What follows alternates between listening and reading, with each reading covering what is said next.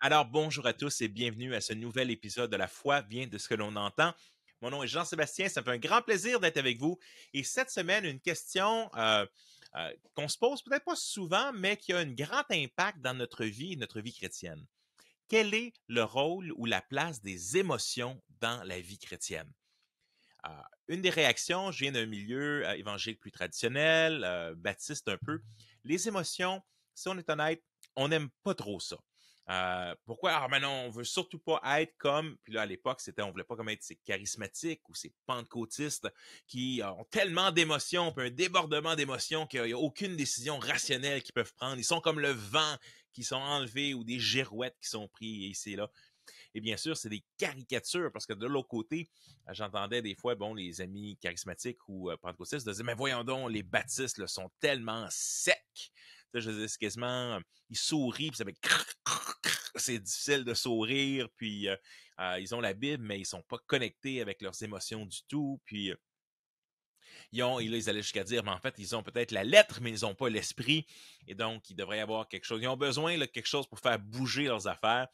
Et donc, il y avait des caricatures qui étaient faites de part et d'autre avec la question, c'est quoi la place des émotions? Et moi, je me rappelle, un de mes héros de jeunesse, c'était Spock dans Star Trek, ou encore Data dans la nouvelle Next Generation, où dans le fond, c'est un être qui prend ses pensées purement rationnellement.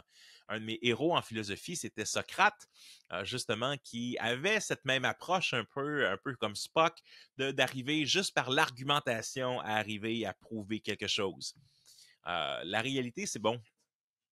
Tu te maries et tu te rends compte que et les gars, généralement, on est un peu plus cartésien. C'est toc, toc, toc, toc, toc, toc, toc. Les femmes ont un peu plus accès à leurs émotions. Nous autres, les gars, on a souvent comme joie puis colère. Puis les filles, ils ont un spectrum là, d'émotions entre soi, comme OK, joie, euphorie, après ça, tu sais, t'es triste, maussade, tu sais, comme t'as tout le spectrum. Nous, on en a deux. Ping, bing, et on passe de l'un à l'autre. Et donc, les émotions, des fois, comme et ça l'arrivait, c'est pas des farces, mon épouse, au début de notre mariage, elle me posait la question, mais comment tu te sens? Puis là, je devais répondre, et c'est pas une farce, je répondais, écoute, laisse-moi y réfléchir. Est-ce qu'on peut s'en reparler demain? Au début, elle pensait que ben là, il veut pas parler des choses, il veut pas adresser des questions, mais non, je revenais. Hey, j'ai réfléchi sur comment je me sens. Pourquoi? Parce que je savais pas comment je me sentais. Je me rappelle un des cours les plus marquants de ma vie, ça a été communication et résolution de conflits qu'on avait eu à l'église. Et là, tu as un tapis. Et là, sur le tapis, bon, c'est quoi le problème? Puis là, tu expliques les éléments du problème, c'est quoi des pistes de solution, puis bon, etc., etc. Et il y en a un il y a un place sur le tapis, c'est comment est-ce que je me sens? Ben là, on s'en balance, là, comment je me sens. Je passais par-dessus cette affaire-là, c'est donc bien inutile. C'est pas grave comment je me sens. Ben, on va faire la bonne chose pareil, tu sais. Fait que, il y avait vraiment cette réaction en tant que gars, de dire ah, ben non, moi, les émotions, je mets ça de côté. Je viens aussi d'un contexte où mon père était très colérique. C'est un trait de personnalité. Et donc, moi, j'ai réagi. Au contraire, moi, je suis très phlegmatique dans un sens. Il n'y a pas grand-chose qui me dérange. C'est vraiment difficile pour moi d'hausser la voix ou de. Pourquoi? Parce que je suis en réaction à cette idée d'être une explosion de colère que je voyais parfois quand j'étais plus jeune. Fait que je vous dirais, j'ai 3 filles, bon, 4, comptant mon épouse, là, 4 femmes à la maison. C'est sûr que les émotions, ben, ça fait partie de la réalité ici. Puis des fois, quand un enfant est comme, il y a un trop d'émotions, je me sens mal à l'aise. Parce que, un, je suis un gars. Puis deux, ben, on a des relations différentes au rôle des émotions dans notre vie ou tout ça. On a parfois, si vous venez d'un milieu en guillemets plus traditionnel, plus baptiste, on a un problème avec les émotions en disant, mais dans le fond, non, on ne devrait pas faire appel aux émotions. La louange, ce qui est intéressant, c'est que on veut pas d'une louange qui soit exubérante, on veut une louange qui soit en guillemets sobre. Et on veut une prédication qui est rationnelle, qui nous explique qu'est-ce que dit le texte, le contexte, etc. Mais il faut surtout pas appeler les gens à se convertir sur la base d'une émotion. Tu sais, on met un petit piano en arrière, là, puis alors le Seigneur ce soir veut toucher ton cœur. On ne fait pas ça du tout parce qu'on ne veut pas, on ne voudrait pas que ce soit l'émotion qui soit appelée et non pas la raison. Je me suis toujours posé la question aussi, il y a une drôle de connotation. Tu prends la même gang, là. Tu prends une gang là, qui vont en église là, plus traditionnelle, plus baptiste, là, un peu, le matin, puis le vendredi soir, tu les vois dans un show des cowboys fringants. Puis ils sont là, oh yeah! Puis ils arrivent à l'église le dimanche matin. Nous sommes joyeux et la joie brille dans nos yeux. Je comprends pas. Parce qu'en tant que peuple québécois, on aime chanter, on aime danser, on aime bouger, etc. Et là, il y a quelque chose que quand on rentre dans l'église, là, on change, puis là, c'est comme on a de la misère à bouger même, là, on bouge pas les hanches, taper des mains, tu sais, c'est une fois de temps en temps, puis la seule chanson qu'on a le droit de lever les mains, là, c'est avec des cris de joie. Mais pourquoi c'est comme ça? Pourquoi cette déconnexion? Je pense que c'est un effet de pendule. On ne voulait pas être comme, plutôt que se définir, mais qu'est-ce que la Bible nous dit sur le rôle des émotions et tout ça? Le verset le plus court de la Bible, Jésus pleura. Là, on dit, mais là, un vrai homme, là, nous autres, c'est Rimbaud, l'image de l'homme, là. C'est pas Jésus. Jésus pleura. Je suis dans la joie qu'on me dit, venons à la maison du Seigneur. La joie. Réjouissez-vous toujours dans le Seigneur. La joie est, à mon avis, un des signes les plus grands d'un fruit de l'esprit dans la vie de quelqu'un. C'est une vie joyeuse. Puis pourtant, beaucoup de chrétiens ont une phase de carême, donc ils ont une phase comme de jeûne, puis de tristesse, puis d'angoisse. La joie, la paix. Je vous donne ma paix, je vous donne pas comme le monde. Priez afin d'avoir cette paix qui surpasse toute intelligence. Donc, la joie, la paix, la colère, quand vous vous mettez en colère, Éphésiens 4, ne péchez pas. Fait que la colère elle-même n'est pas un péché. La colère peut devenir un péché, mais la colère n'est pas un péché en soi. Jésus s'est mis en colère aussi. Donc, il y a des saintes colères aussi, des choses qui devraient nous mettre en colère. Quand on voit un abus ou quelque chose on devrait être fâché et c'est correct. Puis souvent, ce qu'on dit, non, il faut pas que tu aies de colère. Il faut pas être trop de joie non plus. Puis il faut peut-être être la joie, la colère. Réjouissez-vous. Voici le jour que Dieu a fait, qu'il soit pour toi un sujet de joie.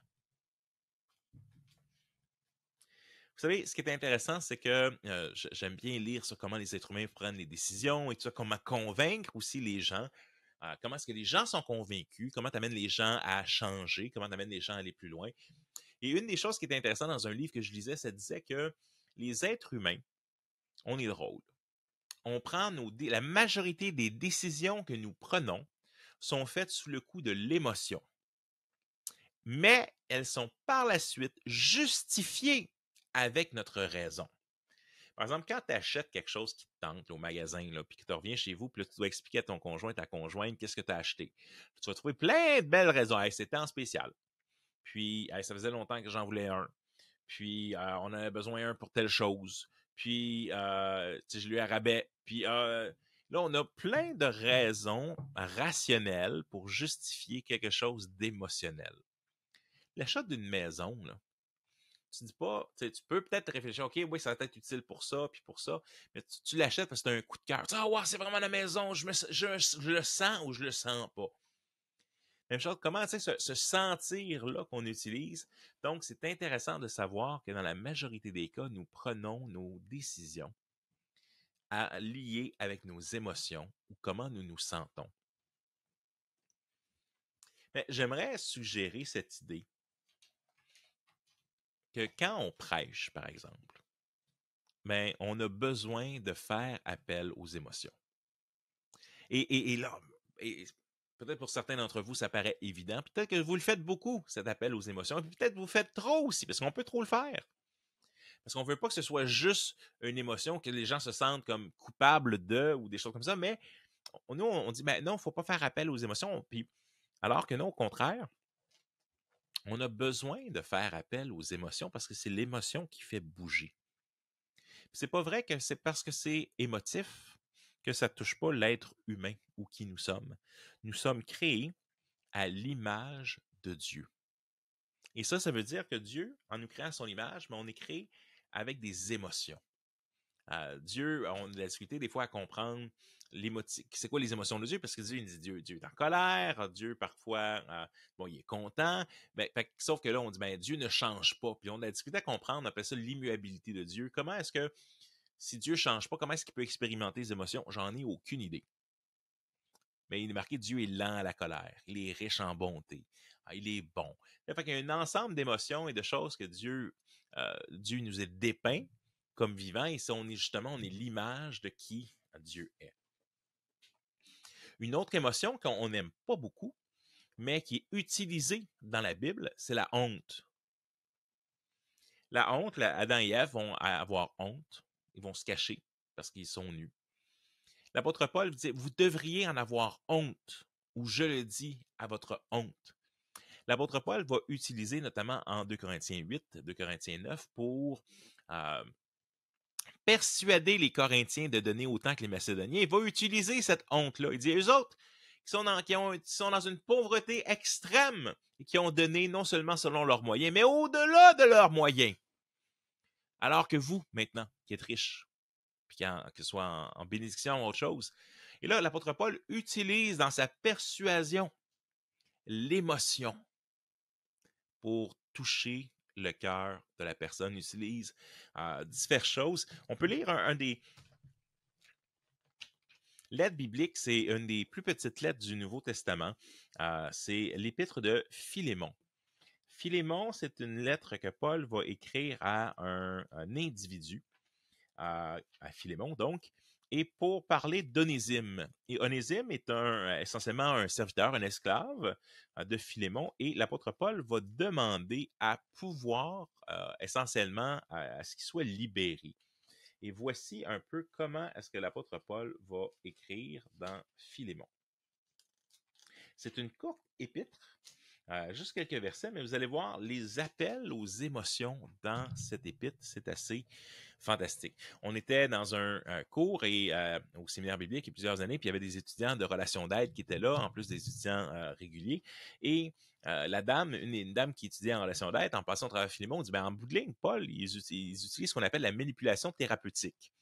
C'est-à-dire qu'on utilise, parce que la manipulation, tout est une forme de manipulation. Tu écoutes la publicité à la radio ou à la télé, c'est une manipulation. Mon podcast, c'est une manipulation, c'est-à-dire je veux vous faire réfléchir puis amener quelque part d'autre. Tout est manipulation et persuasion. Ça ne veut pas dire que manipulation est forcément une mauvaise chose, d'où on parle de manipulation thérapeutique. J'ai un rêve. J'ai un rêve que toutes les personnes au Québec puissent entendre l'Évangile d'une manière claire, adaptée et avec un soupçon d'humour. C'est pour ça que j'ai écrit le livre « Nous croyons en Dieu, la foi chrétienne expliquée ».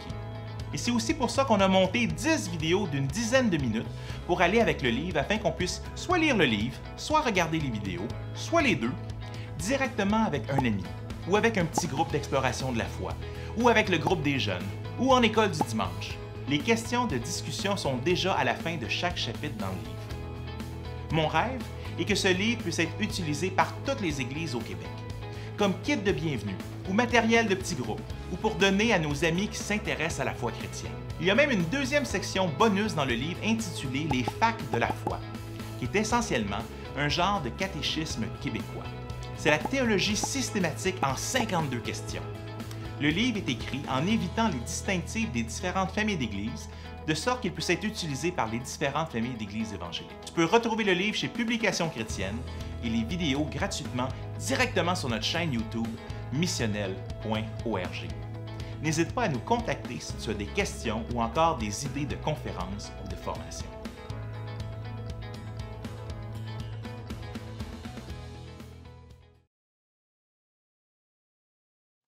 Philémon. Il y a juste un chapitre.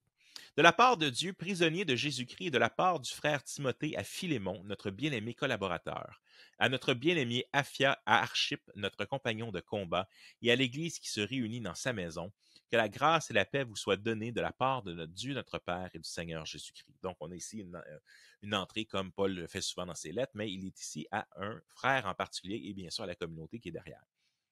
Je dis constamment à mon Dieu toute ma reconnaissance en faisant mention de toi dans mes prières. Car j'entends parler de ta foi dans le Seigneur Jésus et de ton amour pour tous les saints. Je lui demande que ta participation à la foi soit efficace et se fasse reconnaître tout le bien et fasse reconnaître tout le bien que nous accomplissons pour la cause de Jésus-Christ. Nous éprouvons en effet beaucoup de reconnaissance et de réconfort au sujet de ton amour, car grâce à toi, frère, le cœur des saints a été tranquillisé. Fait que l'apôtre Paul commence en disant, écoute, en soulignant les bons points de Philémon et qu'est-ce qu'ils apprécient, puis comment est-ce qu'ils contribuent au travail qu'ils font ensemble. C'est pourquoi, bien que j'ai en Christ toute liberté de te prescrire ce qui convient. Donc, l'apôtre Paul, par son autorité apostolique, pourrait dire de quoi faire exactement. C'est au nom de l'amour que je préfère t'adresser une requête. Moi, Paul, qui suis un vieillard et de plus maintenant un prisonnier de Jésus-Christ. Il dit, je suis prêt de l'imposer, mais j'invoque au nom de l'amour. Moi, un vieillard et en plus un prisonnier. Quand il bâtit sa cause, il dit pourquoi est-ce que tu devrais me donner quelque chose? Il bâtit, mais, pas les violons qui partent, là, mais quasiment, je suis un vieillard, je suis un prisonnier, etc., etc. Je t'adresse cette requête à propos de mon enfant. C'est assez. OK? Ah, c'est qui son enfant? Paul un fils? Celui qui est devenu mon fils en prison, Onésime. Onésime s'était enfui de chez Philémon. Fait que c'est un esclave qui est en fuite. Autrefois, il t'a été inutile. Mais maintenant, il nous est bien utile à toi comme à moi. Pourquoi à toi? Parce qu'au travers ce qu'on fait, nous, ici au loin, Onésime, il contribue. Puis au travers de ça, il t'aide, il nous aide dans cette cause commune. Je te le renvoie. Donc, il envoie Onésime voir Philémon avec la lettre. Et toi, accueille-le, lui qui est une partie de moi-même. Fait qu'en voulant dire, mais comment tu vas l'accueillir? Accueille-le comme si c'était moi. J'aurais désiré le garder près de moi pour qu'il me serve à ta place pendant que je suis en prison pour l'Évangile. Mais je n'ai rien voulu faire sans ton avis, afin que ton bienfait ne paraisse pas forcé, mais qu'il soit volontaire.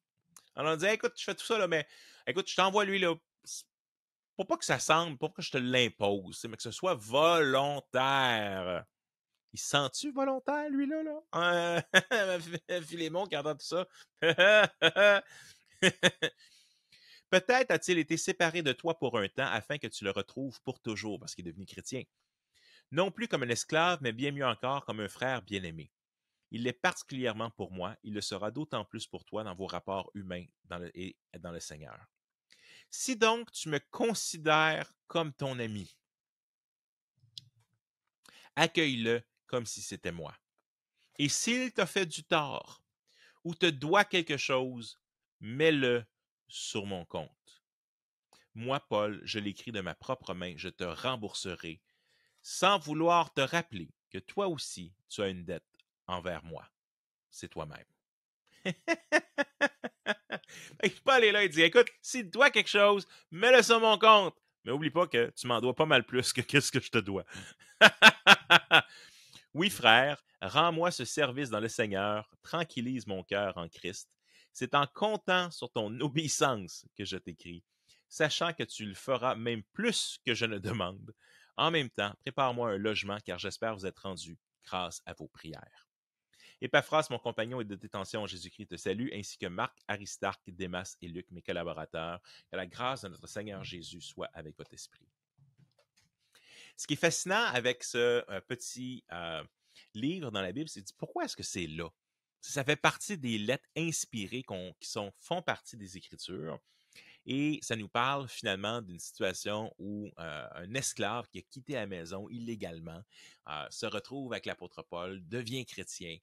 Et donc, il est utile à l'apôtre Paul et donc il veut, en même temps, il est coupable et il doit quelque chose à ce maître-là dans le contexte de l'époque.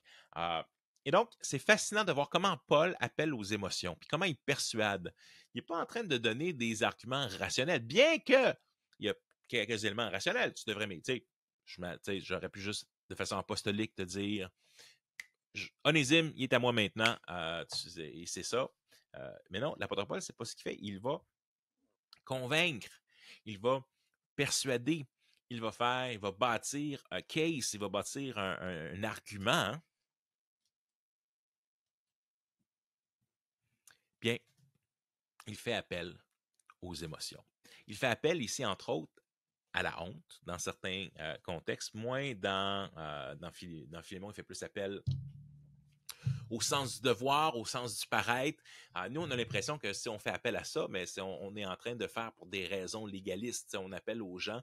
Mais je pense qu'il faut faire attention. L'appel aux émotions est un procédé biblique qui est utilisé dans le Nouveau Testament et qui est, ou du moins, je pourrais dire, qui peut être légitime. L'apôtre Paul va l'utiliser et même, des fois, on va juste pas utiliser ces passages-là parce qu'on dit, ben là, il fait pas la bonne chose, fait que je ne peux pas utiliser ça. Mais non, si c'est dans la Bible, c'est dans le Nouveau Testament, ben ça nous démontre une façon de faire. Alors, l'appel aux émotions dans le cadre de la prédication, je vous dirais même, c'est une nécessité. Dans le sens qu'on ne fera pas bouger les gens uniquement avec des faits rationnels, mais en interpellant les gens, en les faisant, guillemets, des fois rire, pleurer. Puis on voit ça. Tu sais, j'ai écouté un film avec les enfants. On est en train de passer au travers les Spider-Man. Et dans The Amazing Spider-Man 2, il y a donc un drame qui arrive, puis on pleure. C'est un film où, malgré le fait que ce n'a pas été le préféré des critiques, c'est un film qui réussit à nous faire rire, nous faire pleurer, nous faire penser, nous faire réfléchir à la mort, nous faire réfléchir à plein de choses. Je suis sorti là, mais ça fait du bien des fois de pleurer. Ça fait du bien des fois de connecter à des réalités difficiles de la vie.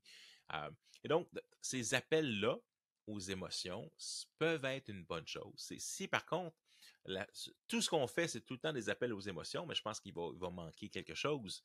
On veut la substance, on veut ce que la Bible nous enseigne, mais si on pense qu'on va juste... Il y a un sentiment d'appartenance des fois dans la Bible aussi. Tu sais, cette gang, cette identité corporative qu'on a en disant, écoute, nous sommes le peuple de Dieu. C'est d'avoir une musique, tu sais, quand on entend la musique des là,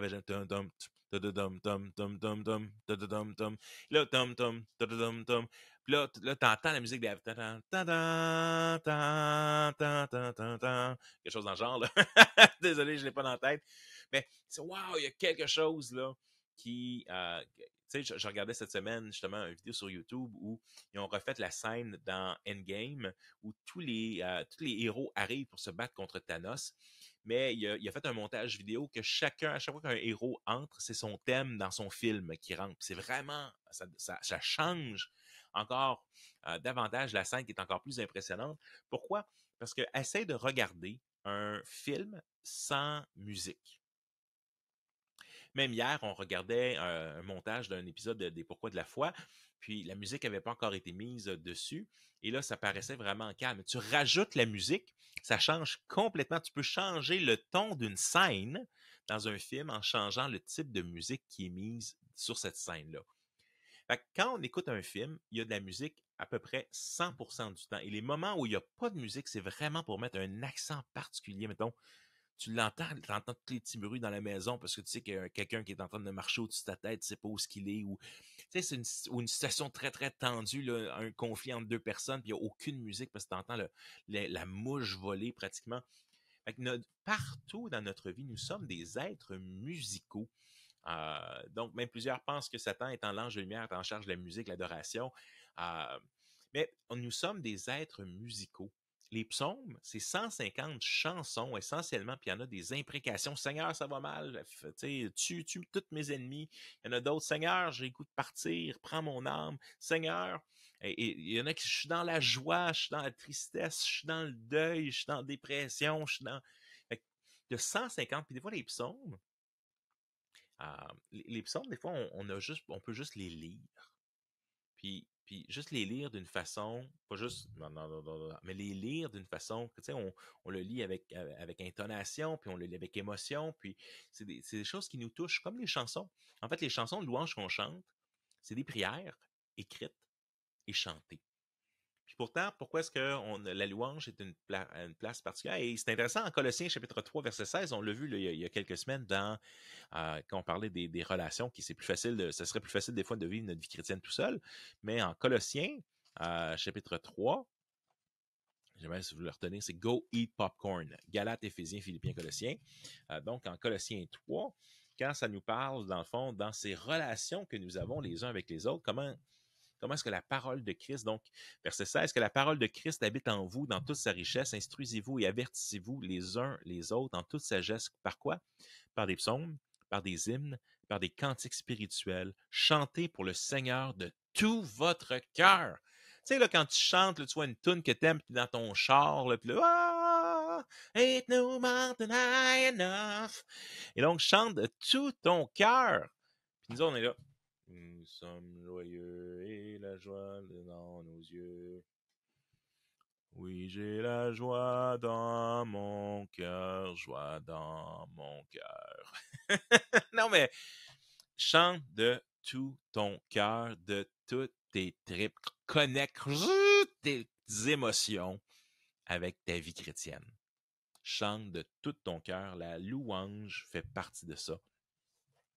Dans ma propre vie, j'ai une expérience vraiment particulière où quand j'ai appris que mon père nous quittait ma mère et moi, j'avais 18 ans, et on revenait d'une fin de semaine au camp des GBU, des groupes bibliques universitaires et collégiaux dans un camp. Puis on avait parlé, la conférencière qui était venue parlait sur les psaumes, justement, puis sur comment est-ce que on peut crier à Dieu, comment Dieu est intéressé de nous entendre. Ben, je suis revenu après avoir chanté Jésus Seigneur avec toute la gang qui était là. Il y avait une gang de non-chrétiens qui était là, qui avait commencé même à danser avec nous. C'était un moment assez particulier. Je suis revenu chez nous, puis après avoir appris la nouvelle que mon père était parti, il nous avait abandonnés, j'ai repris ma guitare. J'ai chanté Jésus est Seigneur. Ben, si c'était vrai quand tout allait bien, c'était vrai aussi quand tout allait mal.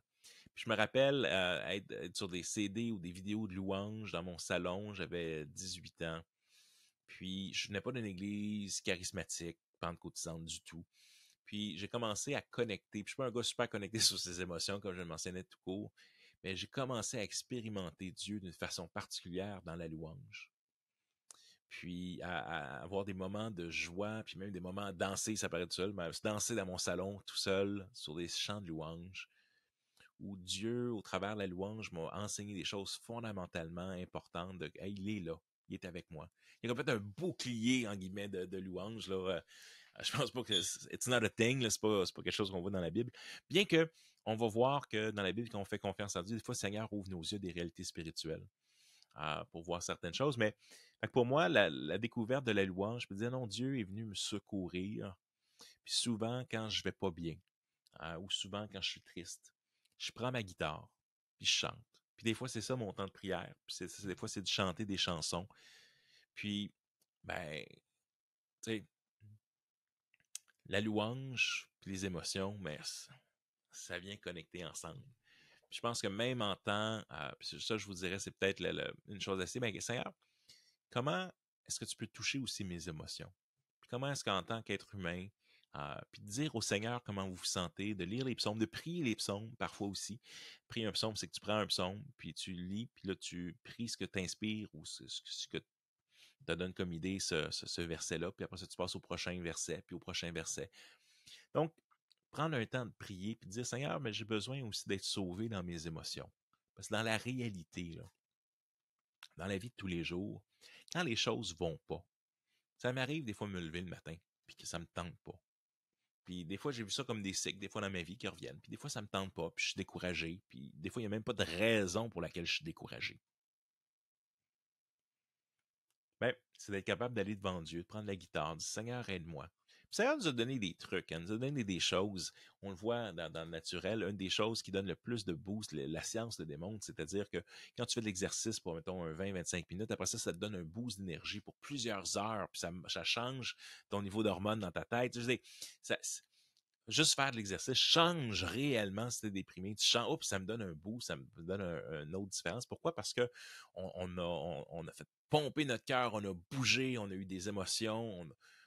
Et donc, je vous dirais, il y a vraiment un côté important de se connecter avec nos émotions, mais aussi de connecter notre foi, notre vie d'église, notre louange, notre prédication avec cet aspect. Alors, je vous invite à réfléchir. Je n'ai pas toutes les réponses pour vous, mais j'ai peut-être une piste de dire, même en tant que prédicateur, comment est-ce qu'on fait quand même cet appel aux émotions? Des fois, on le voit dans certaines églises où, bon, l'équipe de louange vient en arrière, puis des fois, c'est dans la prière finale. Puis oui, on met des notes en arrière, puis oui, tu dis, ah, mais là, c'est de la manipulation de foule, là, ou... Ben, Non, c'est Seigneur, qu'est-ce que faisait David quand Saül était tourmenté? Il demandait à David quoi de venir, viens jouer la harpe.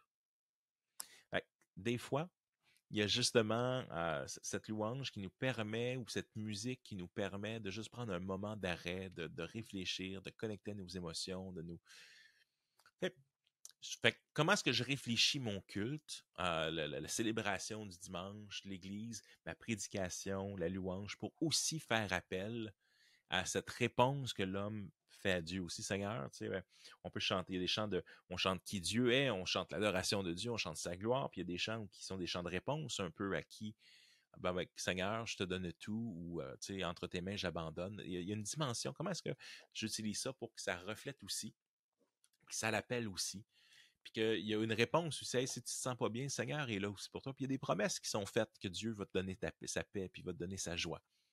Alors, c'est une réflexion aujourd'hui. Mais c'est quoi le rôle des émotions dans la vie chrétienne? Je pense qu'il doit y avoir un rôle. Puis il y a une place pour la persuasion aussi, c'est-à-dire un appel aux émotions de faire la bonne chose, puis qui n'est pas juste un appel cartésien ou émotif. Alors que le Seigneur vous garde, on se retrouve. Je souhaite vraiment une bonne été, alors que les semaines de l'été continuent. Profitez-en. Allez dans des camps si vous avez la chance. C'est vraiment une occasion extraordinaire. Les camps de famille, entre autres, qu'on apprécie beaucoup en tant que famille. Que le Seigneur vous garde et on se retrouve la semaine prochaine.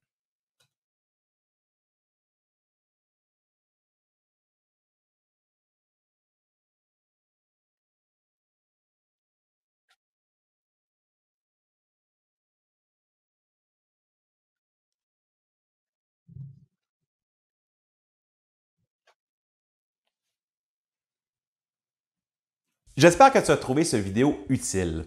Je t'invite à mettre un like, à t'abonner pour ne pas manquer aucun de nos prochaines vidéos. Aussi, si tu veux, viens visiter notre site web missionnel.org ou encore notre podcast La foi vient de ce que l'on entend. Puis si jamais il y a un sujet qui n'est pas là et que tu aimerais, écoute, suggère-le. Ça va nous faire plaisir de travailler là-dessus puis de voir comment on peut continuer à servir les églises et le corps de Christ. Que le Seigneur te garde.